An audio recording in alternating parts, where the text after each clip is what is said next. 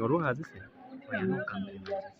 Muri rusange turi mu karere ka Nyaruguru, twakoze urugendo nyobokamana, urugendo rutagatifu rwa hano i Kibeho. Twaje duturutse muri Arikidiyoseze ya Kigali, twahagurukiye muri paruwasi ya Sainte Famille. ngira ngo Augustin, ni urugendo rwagenze gute, warubonye ute? Uko wahumvaga, uko wabonaga ku mashusho, wagiye usoma byinshi byaho, uhabona byinshi ku mashusho, ariko uyu munsi wahigereye. Ibyo wabonye, ibyo wumvise bihura, cyangwa hari ibyo bagiye wenda bakubwira cyangwa usoma ariko ugasanga birahabanye cyane bishimisha bidufasha kwegerana n'Imana. ngira ngo urugendo rwabaye rwiza kuri twebwe abavandimwe muri rusange. Imana iguha umugisha uri kureba iki kiganiro, by'umwihariko urubyiruko twari kumwe ku munsi wa gatandatu ku itariki 9 z'ukwezi kwa 12. Ndagusuhuje aho uri hose. Ni mu rugendo nyobokamana rw'urubyiruko rwo muri diyosezi, rwo muri Arikidiyosezi ya Kigali hose. Twari twakoze urugendo nyobokamana i Kibeho. Nge nari nahagurukanye n'abakristu, urubyiruko rwo muri Sainte Famille. Ndabasuhuje cyane abari kureba iki kiganiro. By'umwihariko nifuje kubasangiza uko umuhango wagenze, uko urugendo rwagenze, ndetse n'aho twagiye dutembera hose, haba Nyaruguru, hariya ku Ngoro, ndetse n'i Nyarushishi. ku bahazi n'abatahazi muraza kuhabona. Ngira ngo rero twagize ibihe byiza, nifuje kubibasangiza. Nk'ahangaha nangiriye, wenda muri kuhabona, ni Nyarushishi. Nyarushishi hari ibikorwa byiza byo gusura, cyangwa se ibintu byiza byo gusura bya gikristu, amateka, ibintu byinshi wahamenya. Nk'ahari inyuma yanjye murahabona ishusho nziza cyane y'inuma. Inuma, ngira ngo ukibona iriya shusho wagahita umenya icyo iriya shusho isobanuye. Hano muri kubona mu mbuga n'ahabera nyine amasengesho, gusenga. Ngira ngo ni ibintu bigaragara cyane. Buri mpande zose murahabona, bose mubona nabo twari twajyanye, twagize ibihe byiza, amatsiko yari menshi. Ngira ngo uyu mupadiri mubona rero, ngira ko amakuru bampaye, wenda muraza kunyunganira, bambwiye ko ari fondateri w'aha hantu.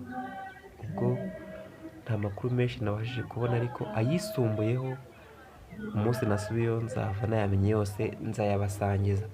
Aha ni Nyarushishi, twahuriye n'abarundi, abavandimwe Barundi.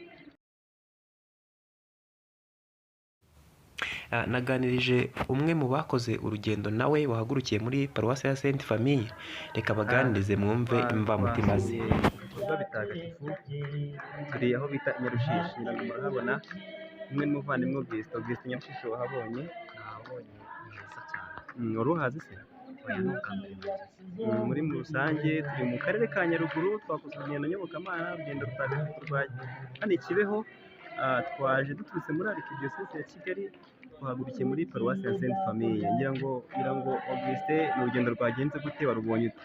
Urugendo rwatugendekeye neza, twahageze amahoro. N'ubu ngubu turi gusoza imirimo kugira ngo tubone uko dusubira. Ngira ngo uko wahumvaga, uko wabonaga ku mashusho, wagiye usoma byinshi byaho, uhabona byinshi ku mashusho, ariko uyu munsi wahigereye. Ibyo wabonye, ibyo wumvise n'ibyo wabonye, wasanze bihura, cyangwa hari ibyo bagiye wenda bakubwira cyangwa usoma ariko ugasanga birahabanye? Wabonye Icyo numvise n'amatwi yanjye ntari ntarabona, cyangwa n'amaso yanjye, cyangwa nabonye ku mashusho, nasanze ari byiza cyane kurusha uko nabitekerezaga. Ni ibintu byiza cyane, nshishikariza n'abantu kujya batemberera inaha bakahasura, kuko ni ibintu byiza cyane bishimishije, bidufasha kwegerana n'Imana. ngira ngo urugendo rwabaye rwiza kuri twebwe abavandimwe muri rusange. Twari benshi cyane, kandi ni urugendo ngarukamwaka. Nawe uri kureba iyi videwo, ntiwifuriza ko umwaka utaha wazaza ukabifatanya natwe muri uru rugendo rutagatifu. Ngira ngo rero uko twageze ahangaha turi benshi, ngira ngo ikigaragarira amaso nk'uko muri kubibona, hari umunezero mwinshi. Nta muntu n'umwe usubiyeyo uko yaje. Buri wese yatanze ibisubizo bye, ibibazo byiwe kandi nizera ko yasubijwe, kuko ibintu byose ukoranye kwizera nta kabuza ubigeraho. Augustin, tugiye gukora urugendo dusubira mu mujyi wa Kigali rero, ngira ngo aho mutagatifu duherekeze mu rugendo. nk'uko yatugejeje aha ngaha amakuru ndamwizera gukora neza umubyeyi. Urakoze cyane. ngira ngo mubashije kubyiyumvira rero, ibyishimo ni byinshi cyane. Rwose ni ahantu umuntu yajya rimwe akifuza guhora hajya bitewe n'ibyiza byinshi bihari. Nawe ndahagukumbuje cyane, ni ku ngoro ya Bikira Mariya Kibeho.